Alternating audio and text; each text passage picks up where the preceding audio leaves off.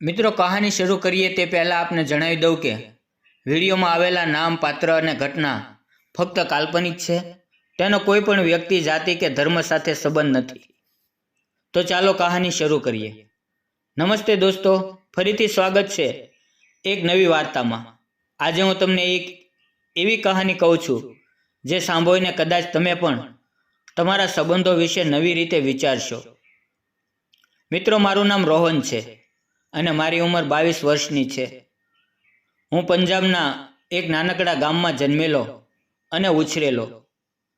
મારું બાળપણ ગામના ખેતરોમાં, મિત્રોની મસ્તીમાં અને પરિવારના પ્રેમમાં પસાર થયું. પણ ભણતર આગળ વધારવા માટે મારે શહેરમાં જવું પડ્યું. મારા ઘરની આર્થિક સ્થિતિ એવી નહોતી કે હું હોસ્ટેલનું ભાડું આપી શકું. એટલે નક્કી કર્યું કે દિવસે કોલેજ અને સાંજે નાની એવી નોકરી કરીને મારો અભ્યાસ ચાલુ રાખીશ. આ શહેરમાં મારા મામા રહેતા હતા. તેમના લગ્નને બસ 2 મહિના જ થયા હતા. એક દિવસ અચાનક મામાનો ફોન આવ્યો. તેણે કહ્યું, રોહન, તું આ શહેરમાં છો અને મને મળવા પણ નથી આવ્યો. તારી મામી બહુ યાદ કરે છે. એકવાર આવીને મળો તો ખબર પડે. હું થોડો અચકાયો. મને લાગ્યું કે તેમના નવા લગ્ન છે. જો હું તેમના ઘરે જાઉં તો કદાચ તેમને અસુવિધા થાય. પણ મામાના આગ્રહથી હું તેમના ઘરે ગયો. જ્યારે હું તેના ઘરે ગયો અને મેં પહેલી વાર મામીને જોયા, ત્યારે હું થોડો ચોંકી ગયો. મારા મામી માત્ર સુંદર જ નહોતા, પણ ખૂબ હસમુખી અને સૌજન્યવાળી હતી. પહેલી જ મુલાકાતની વાતોમાં એ રીતે ચાલી કે જાણે વર્ષોથી ઓળખાણ હોય.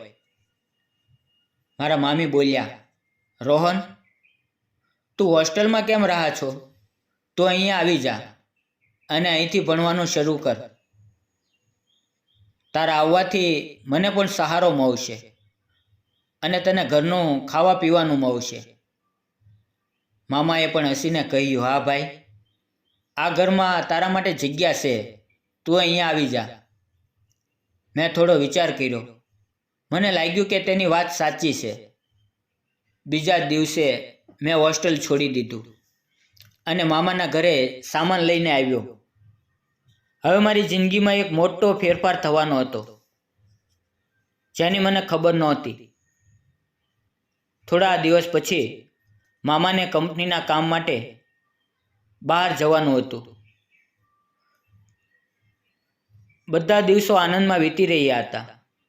રોજ સવારે કોલેજ જતો અને સાંજે આવીને મામીને રસોઈમાં મદદ કરતો. ધીમે ધીમે મામાને બહાર જવાનો દિવસ આવ્યો, ત્યારે મામાએ મને ગળે લગાવીને કહ્યું, હું મારી પત્નીને તારા ભરોસે સોંપું છું. તું તેની કાળજી રાખજે અને તારો અભ્યાસ પણ પૂરો કરજે. મામાની વાત સાંભળીને મને લાગ્યું કે આ માત્ર જવાબદારી નથી, પણ વિશ્વાસ છે. મામાના ગયા પછી થોડા દિવસ તો બધું બરાબર ચાલ્યું. પણ જેમ જેમ દિવસો પસાર થતા ગયા, મામી ઉદાસ રહેવા લાગી.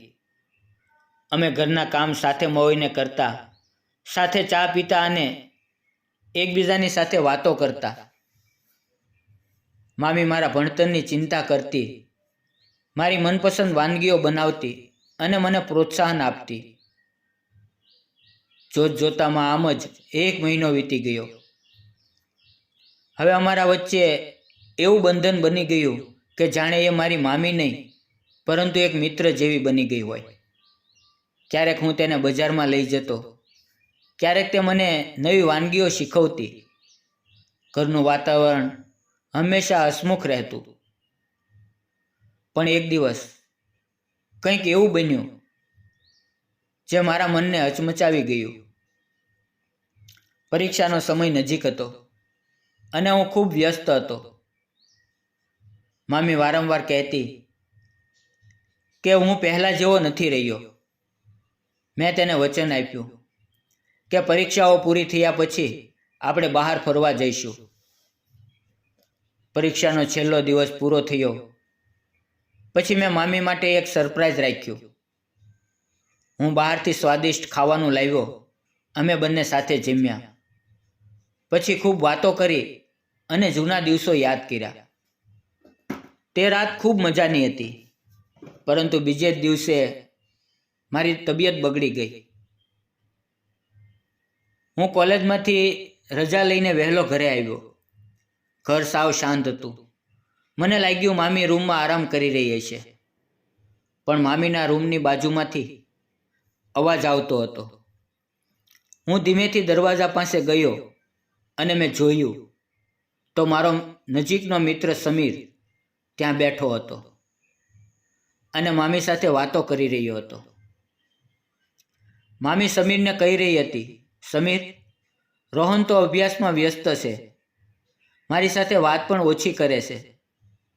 મને ક્યારેક એવું લાગે છે તું આવે છે ત્યારે થોડો સમય પસાર થાય છે. સમીર બોલ્યો, તમે ચિંતા ન કરો, હું હંમેશા મિત્ર બનીને તમારી સાથે રહીશ.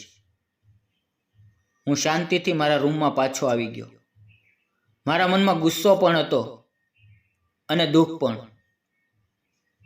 પણ પછી સમજાયું કે કદાચ હું મામી સાથે એટલો સમય પસાર કરી શક્યો નહોતો જેટલો કરવો જોતો હતો. એ રાત્રે મેં મામી સાથે ખુલ્લીને વાત કરી. મેં કહ્યું, મામી, તમને જે એકલતા લાગે છે ને તે હું સમજું છું, પણ એ માટે બીજાની સાથે વાત કરતા પહેલાં તમે મને કહેતા હોત તો સારું હતું. મામીની આંખોમાં આંસુ આવી ગયા. એણે કહ્યું, રોહન, તું મારા માટે દીકરા જેવો છે. મને પણ ખ્યાલ આવ્યો કે મારે સીધી તારી સાથે વાત કરવી જોઈતી હતી. આ મારી ભૂલ હતી. હવે આગળથી આવું નહીં થાય. એ દિવસથી અમે બંનેએ નક્કી કર્યું કે કોઈ પણ બાબતમાં અમે ખુલ્લીને વાત રાખશું.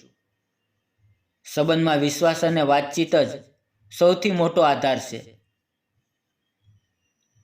દોસ્તો, આ કહાની આપણને શીખવે છે કે જીવનમાં ક્યારેક નાની નાની ગેરસમજ મોટી બનતી જાય છે. એકલતા હોય કે મુશ્કેલી, પરિવાર સાથે ખુલ્લી વાત કરવી જોઈએ. વિશ્વાસ જ કોઈ પણ સંબંધની સાચી શક્તિ છે. જો તમને આ વાર્તા ગમી હોય તો વિડીયોને લાઇક, ચેનલને સબસ્ક્રાઈબ જરૂર કરજો. ફરી મળશું આવતીકાલે એક નવી વાર્તાની અંદર. ત્યાં સુધી આવજો અને વિડીયો પૂરો જોવા બદલ આપ સૌ મિત્રોનો દિલથી ખૂબ ખૂબ ધન્યવાદ. અને જતા પહેલાં નાની એવી કોમેન્ટ જરૂર કરજો મિત્રો કે તમને આ વાર્તા કેવી લાગી. ધન્યવાદ મિત્રો.